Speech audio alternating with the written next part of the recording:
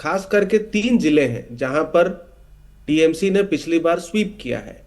जी। हावड़ा 16-0, कोलकाता 11-0, और हुगली मेरे हिसाब से 16-2 या 14-4 ऐसा कुछ था 18 सीटों में से। 14-4। इन तीनों जिलों में इन तीनों जिलों में एवरेज डिलीशन जो है वो टीएमसी के विक्ट्री मार्जिन से ज्यादा है।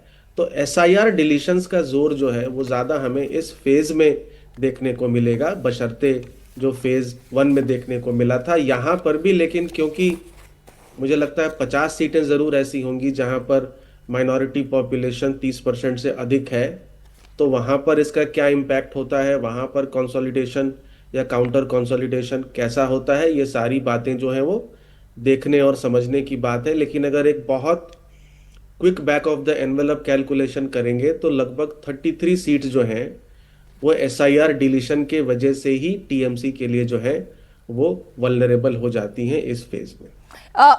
3 से 4 सीटों का और मैं जरा आंकड़ा एक बार दर्शकों के सामने रख दूं। नॉर्थ 24 परगना की 2 सीटें और पूर्वी बर्धमान की 3 सीटें। जल्दी से इसके बाद फिर मैं बाकी मेहमानों के पास जाती हूं। जरा ये आंकड़ा भी एक बार आप बड़ी स्क्रीन पर ले आए। नॉर्थ 24 परगना जो कि साउथ बंगाल के अंतर्गत आने वाली यहाँ की अमडांगा सीट और जगत दल, ये 2 सीटें ऐसी हैं जहां पर टीएमसी ने पिछली बार जीत हासिल की थी। और यहां पर मार्जिन अमडांगा की बात करें तो 25,480, और वहीं अगर जगत दल की बात करें तो 18,364 पर था। लेकिन डिलीशन की जब हम बात करते हैं तो 20,848 नाम तो यहीं पर कट गए, और वहीं दूसरी सीट आप जगत दल की बात करें तो 15,176 नाम यहां पर कट रहे हैं। यानी कि मार्जिन से आप थोड़ा कम जरूर कह सकते हैं, लेकिन एक अच्छा खासा डिलीशन यहां पर दिखाई दे रहा है। फाइनल राउंड में मोदी और ममता के बीच 3M की भी लड़ाई है, तो 3M की लड़ाई मैं आपको दिखाऊं उससे पहले जरा ये पूर्वी वर्धमान की भी तस्वीर जरा हमारे सामने रख दें। पूर्वी वर्धमान की तस्वीर नॉर्थ 24 परगना की हमने दिखा दी है, पूर्वी वर्धमान की तस्वीर आप दिखाएं। ये भी साउथ बंगाल के ही अंतर्गत आने वाली 3 सीटें, वर्धमान दक्षिण, कालना और कटवा। ये जो 3 सीटें हैं, ये तीनों सीटें पिछली बार 2021 के चुनाव में टीएमसी के खाते में गई, जहां पर जीत का मार्जिन 8,105, 7,478 और वहीं कटवा में 9,155 का रहा। इस बार आप एसआईआर डिलीशन के तहत देखें कि कितने नाम कट गए। यहां पर पहले ही सीट की अगर बात करें वर्धमान दक्षिण में तो 14,035 नाम यहां पर कट चुके हैं, और 8,964 नाम कालना में कटे और कटवा में 8,861 नाम कट गए। तो जितना आपका जीत का मार्जिन था लगभग उसी के आसपास या उससे ज्यादा जब नाम कटते हैं तो जो अभी अमिताभ जी कह रहे थे कि वल्नरेबिलिटी, तो वो दिखाई देती है ममता बनर्जी के लिए। राशिद जी, क्या आपको लगता है ये चुनौतीपूर्ण होने जा रहा है? मोदी जो डबल सेंचुरी की बात कर रहे हैं और जो अभिषेक बैनर्जी भी डबल सेंचुरी की बात कर रहे हैं, भाई 400 सीटों पर तो चुनाव लड़ा नहीं जा रहा, डबल सेंचुरी कोई एक पार्टी ही लगा सकती है या फिर मुकाबला कांटे का हो सकता है। जी मीनाक्षी, देखिए राजनीतिक दल और राजनेता जो है बड़े बड़े बढ़ चढ़ के दावे करते हैं। हम हर चुनाव में देखते हैं, मैं बार बार कहता हूँ 400 पार का दावा हुआ था, 240 सीटें आई थी।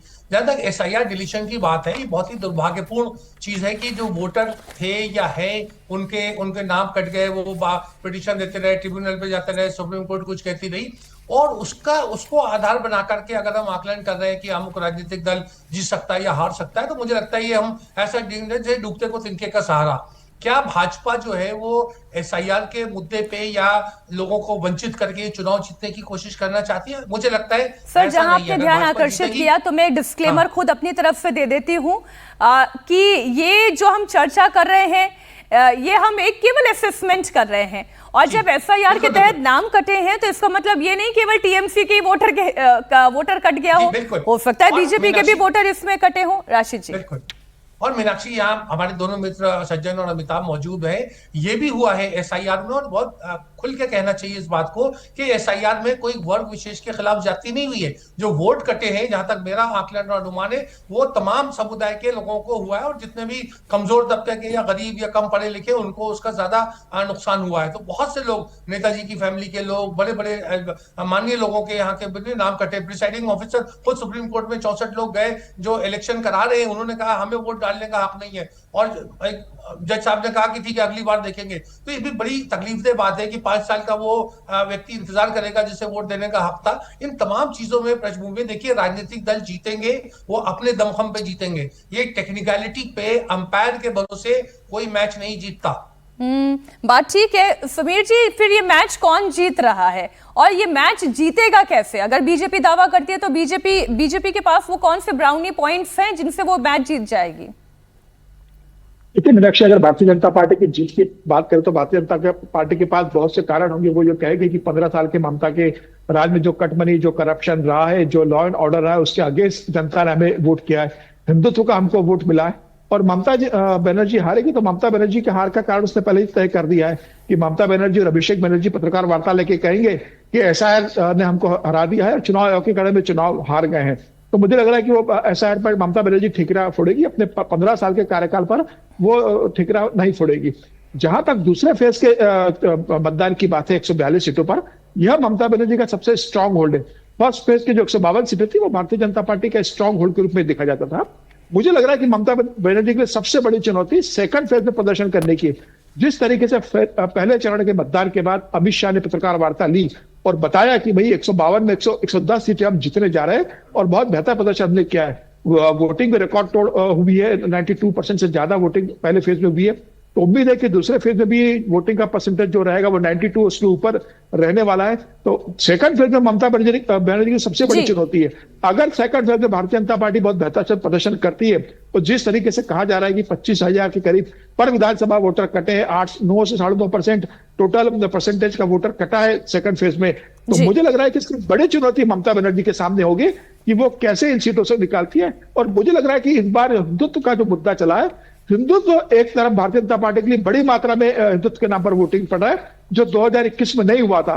मुस्लिम वोट की भारतीय जनता पार्टी कभी चिंता नहीं करती, वो ममता के साथ हमेशा जुड़ा रहा है, इस बार भी जुड़ा रहेगा।